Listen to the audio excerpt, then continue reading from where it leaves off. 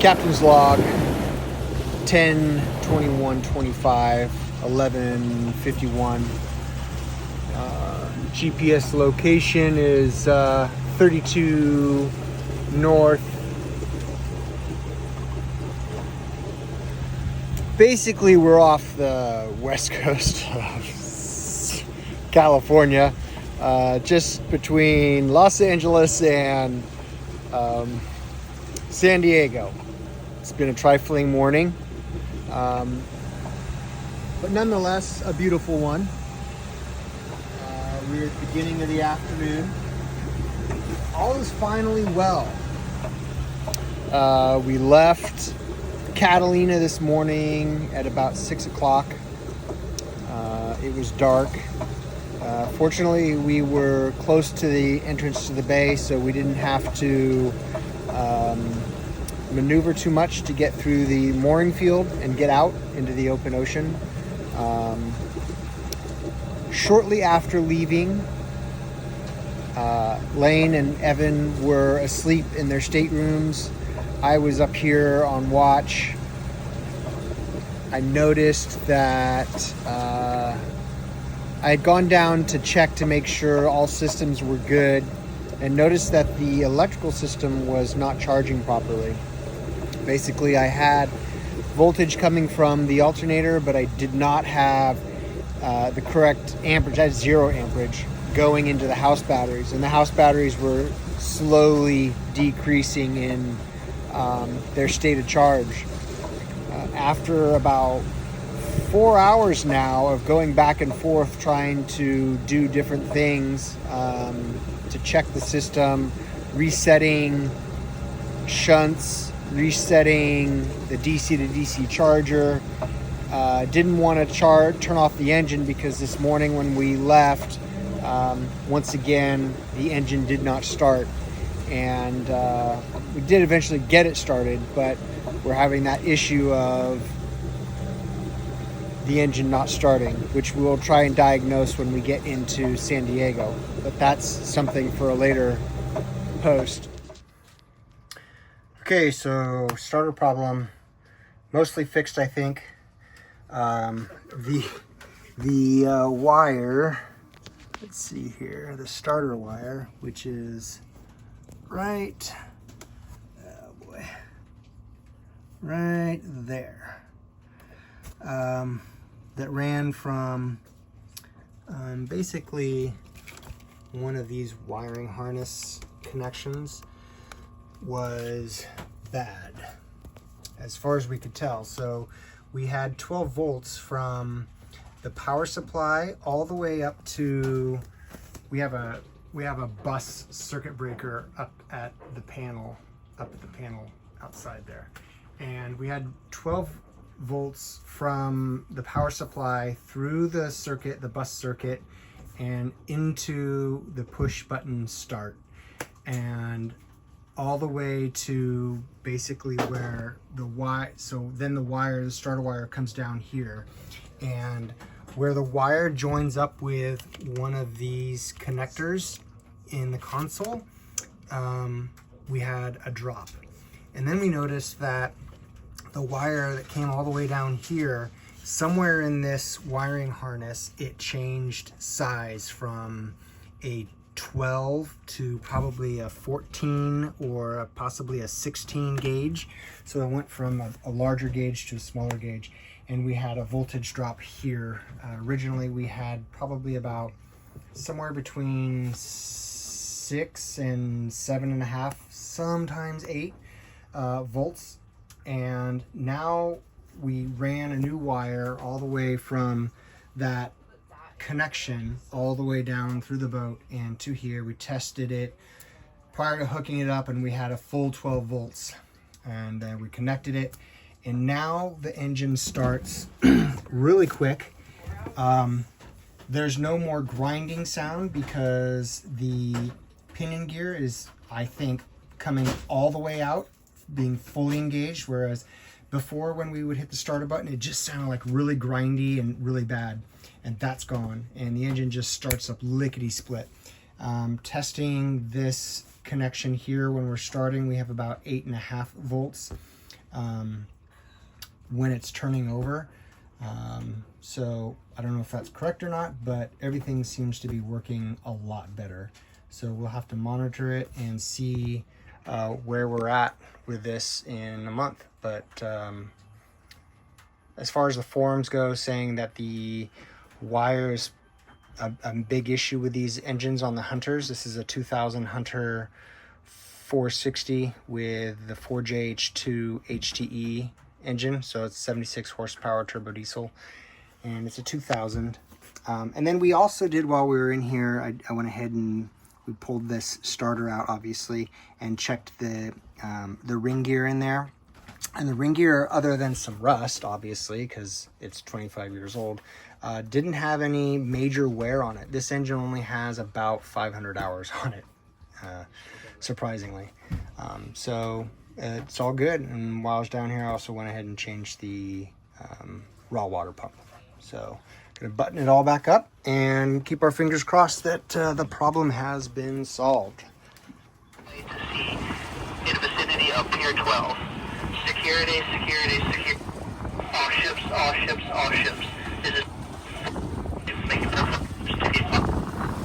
all right, here we are in San Diego, our first day out sailing with no motor on, because we're confident that the motor will start, right? Prior to that, we were not that confident. Oh boy. Yeah, we're doing 3 knots in, let's see, true wind is 7. And we're towing our dinghy, so that slows us down a little bit. But we're just working on getting some twist in our sails and seeing how that affects our speed and our heel angle and stuff. So we're just playing around with it a little bit, moving the jib car forward and backwards, and playing with the traveler on the main and stuff. This is fun.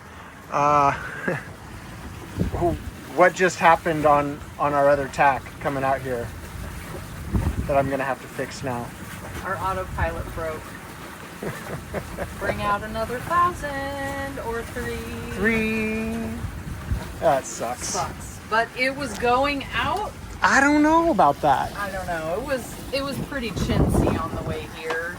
So it's like, Well, not it worked. surprising. It worked fine. It was just flexing. No, it was all ding, ding, ding, ding, ding, ding. Oh, ding, that's ding, right. ding. I forgot about that. And so we still have a week here in San Diego with. We're gonna have to work fast. Yeah, but we have a lot of resources here in San Diego, so I'm not concerned that we can't pick up another autopilot. It's just a matter of we have to like shop today, so we're getting to our anchorage in Glorieta Bay, and Yep, we're gonna have to motor down there if we're gonna get down there with any speed, because at this rate, it's gonna take us all day. Oh, look at this destroyer coming out. Saw that. Oh, look at this thing. This is so awesome. There's such a huge military presence here. I knew that like the Navy was a big thing here, and you know, all the armed forces are here. I didn't really realize how significant it is. There are probably 3 or 4 aircraft carriers in the bay, in different stages of getting work done. I haven't even started to count the destroyers. There's got to be like 5 or 6 in there at least, and a whole bunch of other large military vessels. And then this is right here. This is we're at the entrance to the San Diego harbor. So on the right hand side here, this is Coronado Island, and this is the Coronado Naval Air Station. So you've got helicopters flying over literally every 5 minutes. Blackhawks they're going out to the Channel Islands and then back, probably doing training with the SEALs and other special teams and stuff like that. And then you've got port police back and forth. You've got Homeland Security. You've got spec ops going back and forth in special like speedboats that you've never even seen before. There's all the patrols in the Navy harbor areas. And then just a ton of boats, fishing boats, sailboats, jet skis, dinghies. It is just insane here with what's going on. You know, I worked in San Francisco, which they say is the busiest Coast Guard sector, but man, the amount of traffic and what's going on here, I don't know how this isn't busier than San Francisco. It's just crazy here, and you just have to be on your game. But pretty cool area anyways. The water's a little murky, not clean, same as San Francisco Bay, but fun nonetheless. Look at this guy, super heeled over. Anyways, not us. We're learning how to sail. Anyways, that's it for now. Let it all hang out. We just slowed way down because we had to tack. He'll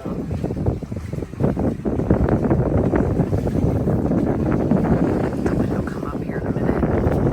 We're going 1.9 knots in 8 knots of wind. But we're pretty new to this.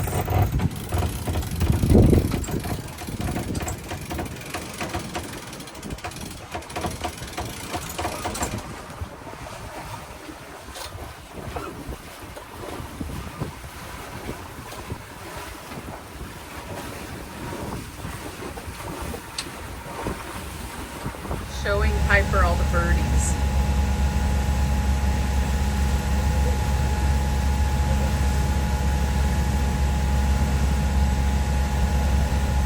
Yay us!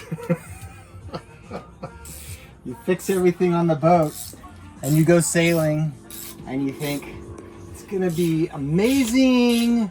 We're going to Mexico, everything's working, and then it's not.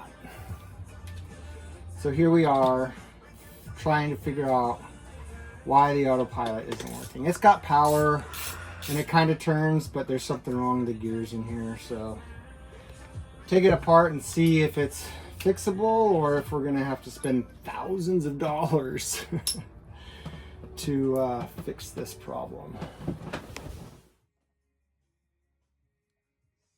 much going on here. So many layers to this thing.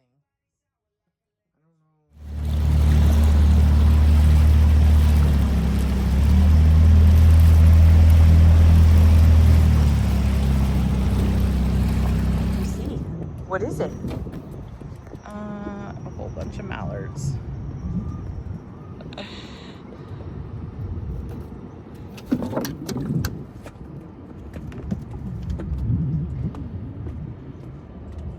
You think you're gonna catch those? No.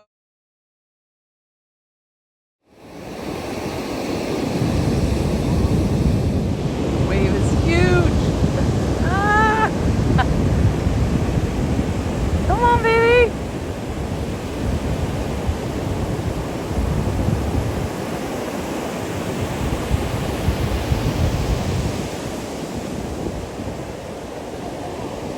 Yeah!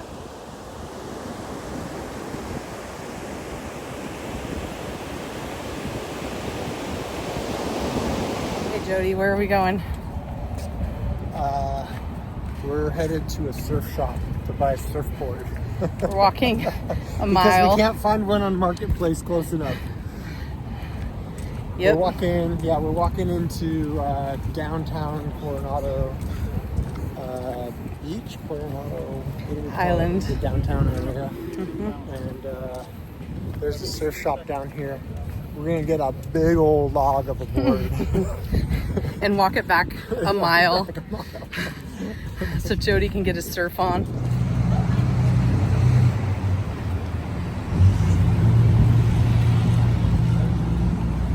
All right, babe, how long did we walk for your new toy?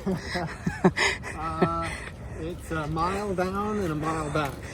2 miles. 2 miles. The joys of living on a sailboat. We do not have a car, so we have to walk everywhere, which is good.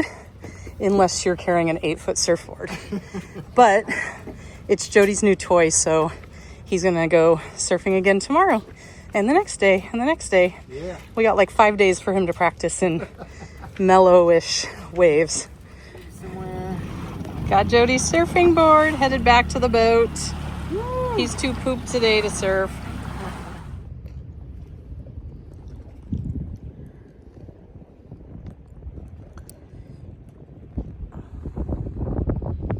Hey, what's going on? It's a lot more work than yesterday. You think it's the board? Yeah, it's not as wide, so it's super squirrely, and more effort to stay afloat on it. And this wetsuit's new, so it's kind of tight. We'll blame it on the wetsuit. It'll be the wetsuit for sure.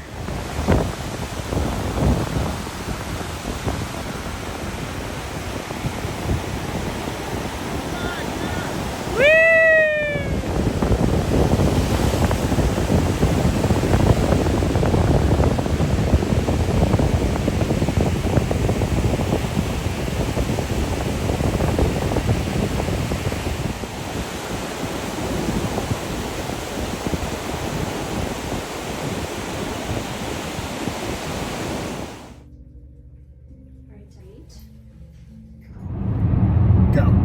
Ready? Go. Okay. Hey. We're okay. Today we're in San Diego. Rented a car. Headed to Los Angeles to pick up a diving compressor so we can fill our scuba tanks. We picked up an extra scuba tank yesterday that was hydroed and visually inspected for $110. Super good deal. And then we had the other 3 tanks, which had good hydros. Had to drop them off yesterday. We were lucky to find a spot. The video's all over the place Yeah. because you keep hitting bumps. Okay. We were able to find a place called House of Scuba here in San Diego, and they were able to get the 3 tanks in, and within an hour they visually inspected them, threw stickers on them, and certified them to be good to go and filled them for us. So we've got 4 good tanks to go, and this trip's going to be, I don't know, 2 hours up and half an hour there, and then 2 hours back. I also picked up, this is cool, so I know I needed a yoke for this compressor because it doesn't come with one, it just comes with like a screw-on quick connect. And so when we were at House of Scuba, I asked them if they had scuba diving fill yoke with relief valve, and he's like, no, I could order you one. And it's like, oh man, well, I'm only here for a couple of days. I'm in my sailboat. I'm picking up a new dive compressor. I need one for that. So if you don't have one, and he's like, well, I've got some used ones that I'm pulling off and swapping out for new ones. Do you want a used one? I'm like, F yeah. Yeah. So for $20, I got what looks like a barely used yoke, and we'll throw that on the new hose and be good to go. And then when we get down to some clearer water in Mexico, I'll throw the tank on and go down and finish cleaning the bottom of the boat and inspect it again with a little bit more time. It's so hard to do it just by free diving it, because you can only be down there for so much time, and you just end up losing so much energy and getting out of breath, and your CO2 just builds up, and it just really sucks. So yeah, so that's today. And then Lane has groceries at Albertsons we gotta go pick up. Our last provision. And Costco run. West Marine. I thought that was on Friday or Saturday. Saturday, right? Maybe. Yeah. And then hopefully we should be good to go. Got some more boat projects to do, and I'll try and throw those in the video later. We have Baja Haha meetups Saturday and Sunday, I believe. I gotta look at the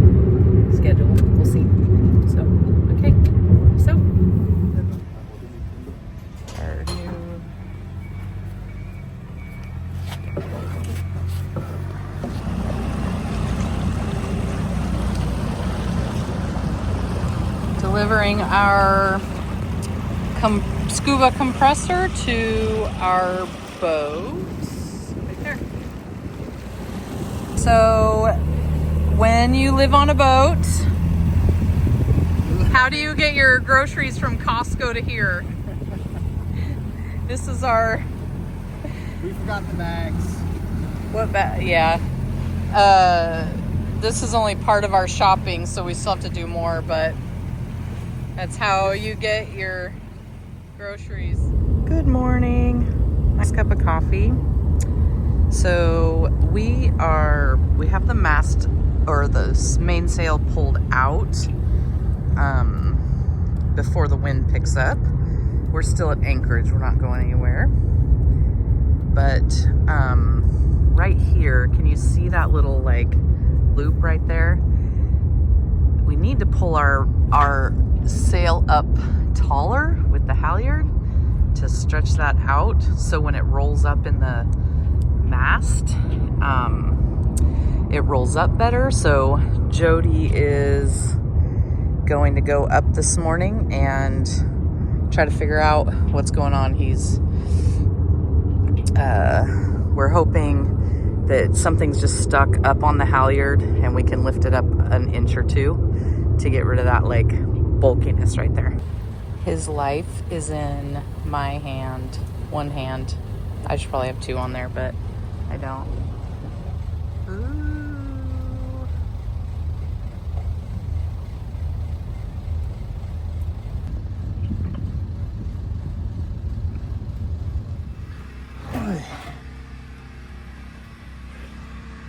Good afternoon.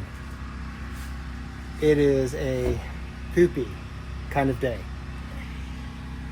So you might be asking yourself, why is there an X on the toilet?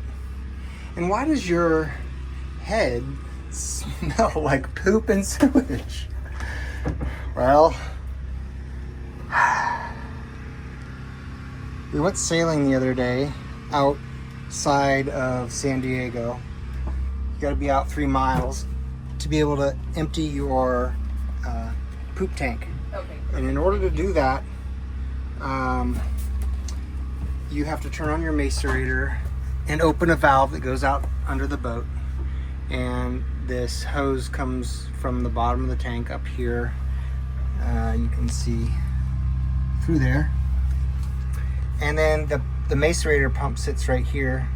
And then this hose goes to the underside of the boat, and on the other side of this wall here is a valve. So we turn on the pump, electrical, and then we open up this valve here, and then we come up to the panel and we can see how much poop is in the tank. It's usually full. We push the macerator button and it goes, and then it takes like, I don't know, 5 minutes, and this goes down to 0, and then you know your poop tank is empty. Well, we did that the other day with the forward tank, which is up here and has a new macerator pump. This one, when we bought the boat, seemed to be working fine. We've always had just kind of this lingering poop smell in here, just haven't not been able to figure out where it's coming from. So the other day we're out sailing, turned on the macerator pump, empty the tank, nothing happened, the gauge didn't go down.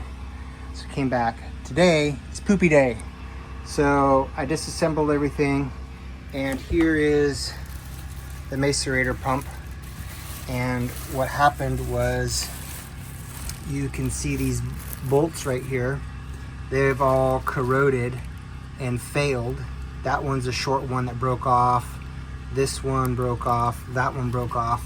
And they hold this housing right here to the other side of the motor. And so you can see when you put this housing, when you marry this housing to the pump and you turn it over, which is the bottom side, you can see that that's poopies.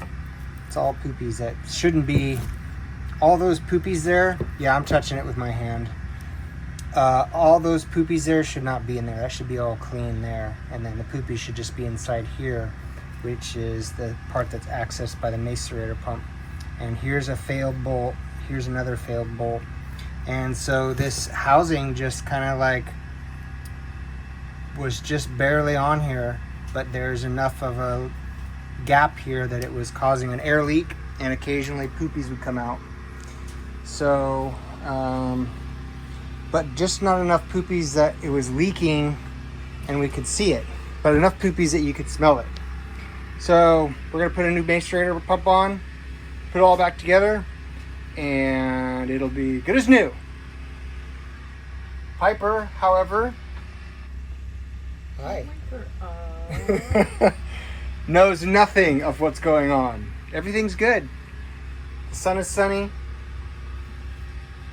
and the poopies are pooping. All right, that's it for now. Let it all hang out.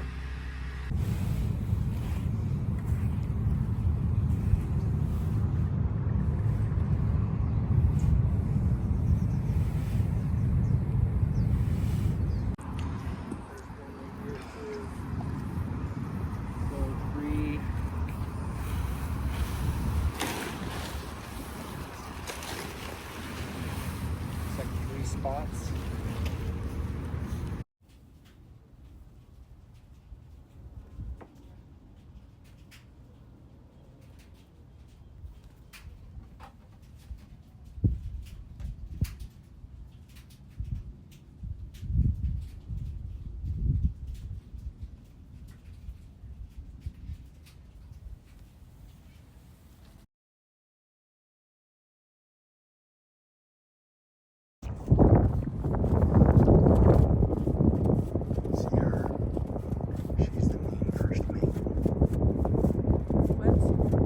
Nothing.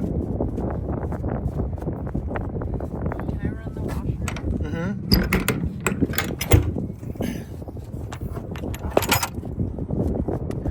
This is my new toy. But the first mate says I can't play with it yet because I haven't finished my chores. So I have to go fix the poopy toilet and the water meter.